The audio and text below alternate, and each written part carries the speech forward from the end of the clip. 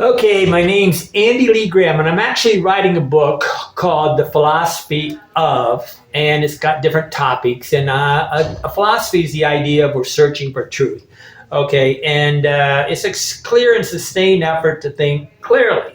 Okay, but philosophy. I wrote a book on, I wrote a chapter called The Philosophy of Discipline because I realized, I don't know why. I mean, I choose one of these topics and I get up, but I wrote it this morning. And discipline is a horrible word, okay? It absolutely makes people nuts because so let me try to read off what, when a person understands discipline, life becomes easy. Discipline becomes simple if you are willing to learn, define, understand, and apply the word discipline in an absolute unchanging terms. Okay, however, if you refuse to enforce, obey, or adhere to a precise definition of discipline, then discipline becomes nothing more than a source of guilt for failing to embody it. Most people, all discipline is like, make me feel guilty, I didn't do it, okay? And what is the problem? It's a humorous thing. And now, I gave up alcohol 37 years ago, and people think I did it by discipline. I didn't do anything discipline. I actually got a body of people in Alcoholics Anonymous to share their discipline and their motivation so that when I felt like drinking, as a group, we stopped drinking. Okay, I shared my desire to drink with them, and they gave me the strength as a group to fight against the alcohol. It's not discipline. It was never my discipline. My best thinking made me become an alcoholic. Okay, this guy wrote a quote, which is, discipline is not doing more than you have to. It's not doing more than you have to. It's not doing less than you have to. It's doing exactly what you have to do. It's doing exactly what you want to do. That's discipline, especially when you don't want to do it.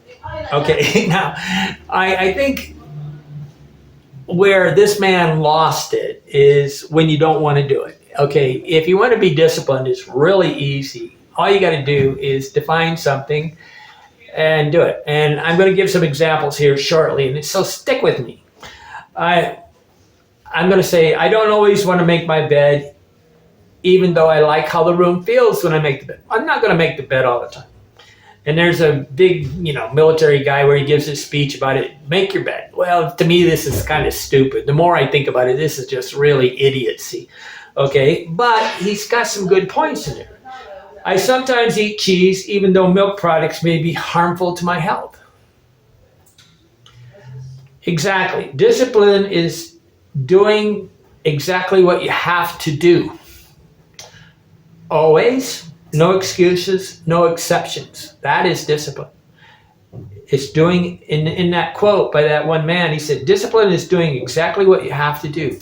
Always, no excuses, no exceptions. That is discipline. Having any type of excuse is not discipline. Okay, because discipline says that you're going to do it no matter what.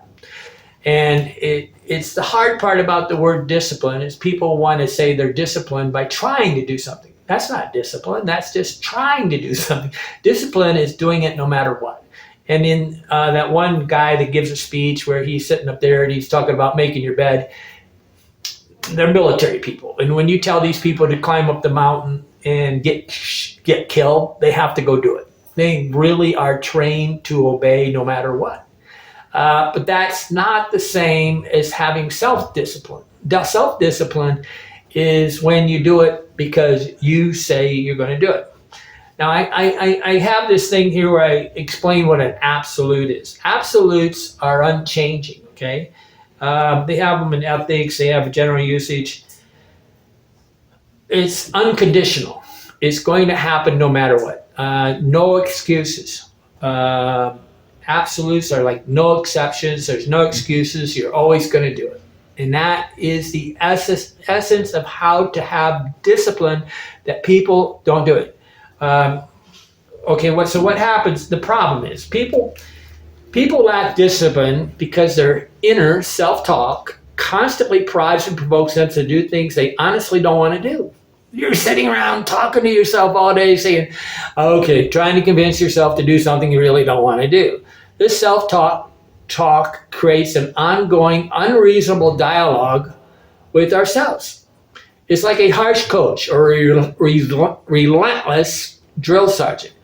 We show no mercy and place unreasonable demands on ourselves. Why are you trying to force yourself to do something you don't want to do? If you really don't want to do it, why are you trying to do it? Are you trying to prove to yourself that you can make the bed every day as if there's some sort of great reward in the sky because I made my bed today? There is no reward. Therefore, you're just proving to yourself that you can be a slave to your own guilt. Okay?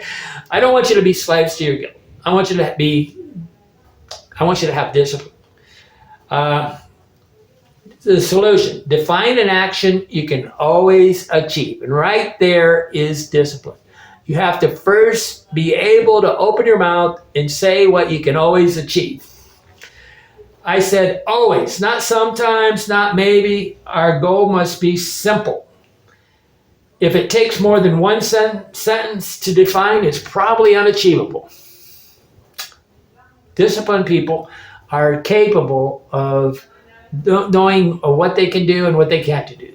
Clint Eastwood said, a man must know his limitations. Okay, that is saying that you have to be able to say something that you can achieve and then go do it. That's discipline. The opposite is coming up with these absolutely fuzzy, brain dead, nebulous, incredibly obtuse, hard to define goals that give you every possible way to have an excuse to not do it. Example, writing a book. People will say, I'm going to write a book. This is an excellent thing to say, but truly means nothing. It means absolutely nothing. It's a platitude, a cliche, meaningless. Only a great way to depress and anger ourselves when we don't write the book. If you want to get depressed, say you're going to write a book and don't do it. Say, I am going to write 2 sentences of my book today. You don't even have to be it tomorrow. You can just say, when you sit down, you can say, I'm going to write 2 sentences. And when you get the 2 sentences done, you're finished. Guess what? You start on anything, you write 2 sentences. The next thing you know, you write 2 paragraphs. Next thing you know, you write 2 pages. And how do you write a book? You write a 365-page book by sitting down 365 times and start writing two lines, okay? And that's how you write a book. It's real easy to write a book. Anybody can write a book.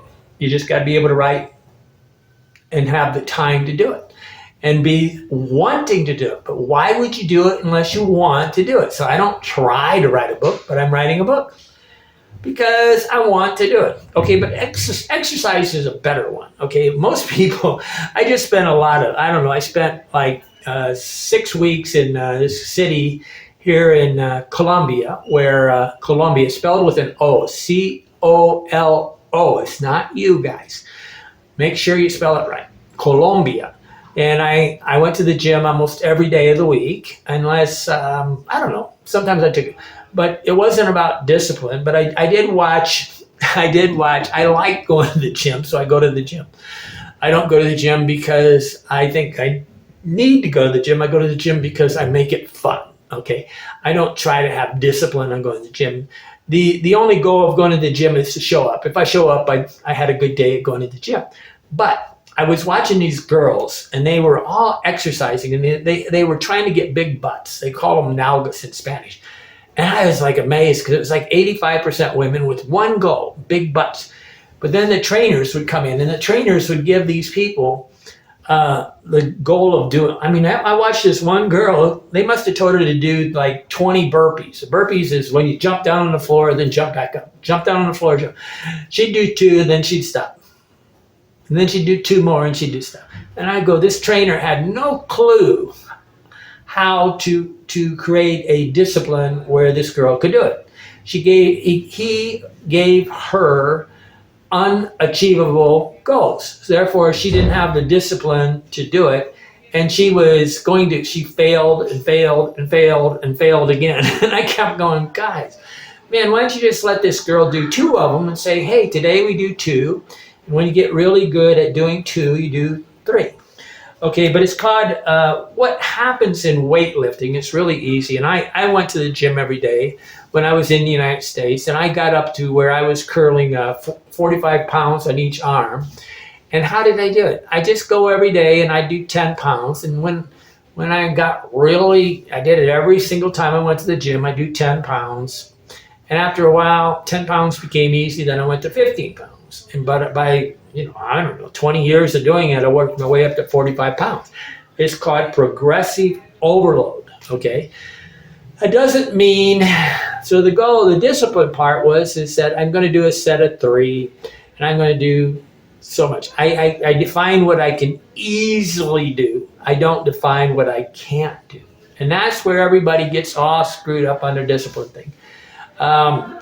All you got to do is define what you can easily do and then do it. And if you come up with a goal that's too difficult to do and you don't finish it, you got to lower the goal, okay? You got to lower the objective. So if you can only do 1 push-up, you do 1 push-up. But when you say you're going to do 1 push-up, you do 1 push-up, okay? You don't say you're going to do 3 push-ups and you do 2. That's not discipline. That is just being a failure.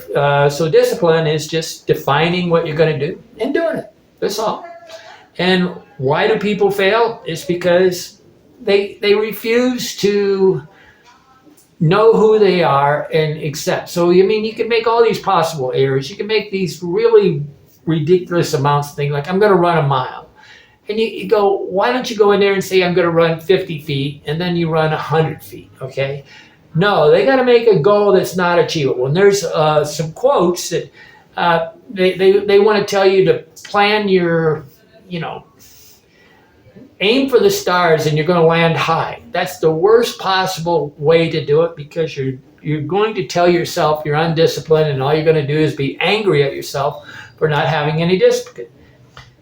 A functional person learns to set 1-sentence goals and avoid making noise that annoys other people. A functional person learns to say a 1-sentence goal, and they stop making all this noise about all the things they're going to do. Dysfunctional people endlessly say things, are involved in activity, give excuses, are willing to want us to think they're flaky. They know they're flaky and they just never stop talking. Fuzzy, exact ways that do not function. They say things that just don't work. The undisciplined person understands how to make the disciplined person understands how to make achievable goals. That's all you got to do is make an achievable goal. Okay. I know this sounds simple, and it is. What's challenging is to stop that talk with the little small voice in our head, that self-talk, and to stop making that voice, taking that voice seriously. What people do is they're listening to themselves, they're talking to themselves, and then they're getting angry at themselves. And this is just ridiculous. This is like masturbation or something. They're self-sabotaging, angry at themselves all the time. Stop that little voice. You're just spending time thinking. It doesn't matter if you accomplish anything because it's not part of your goal. Your goal was, you said, I'm going to do 5 sit-ups or 5 push-ups. I'm going to write 1 page. I'm going to go to the store and get these 3 items. And what's amazing is how many people refuse to use a piece of paper. Write down 3 things and go to the store and you buy those 3 things.